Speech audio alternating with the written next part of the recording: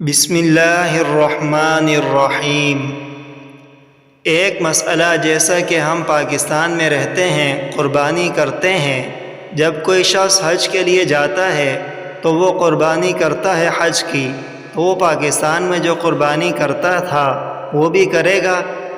Number 2، جیسے کہ ایک شخص نوکری کے لیے سعودی عرب جاتا ہے اور وہیں رہتا ہے، اب وہ وہاں کا رہائشی ہے، اگر وہ حج کرے گا تو اس کی پاکستان میں جو قربانی ہوتی تھی وہ بھی کرے گا یا صرف حج کی قربانی ہی کافی ہوگی؟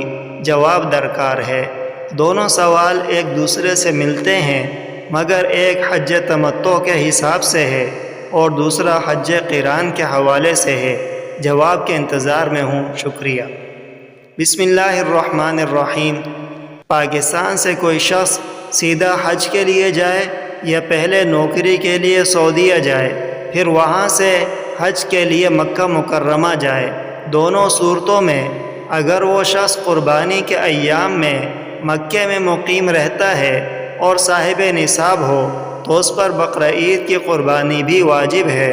یہ قربانی اس کی اجازت سے اس کے وطن یعنی پاکستان میں بھی کی جا سکتی ہے، اور اگر وہ چاہے تو حدود حرم میں بھی کر سکتا ہے، البتہ حج والی قربانی حدود حرم میں لازم ہے۔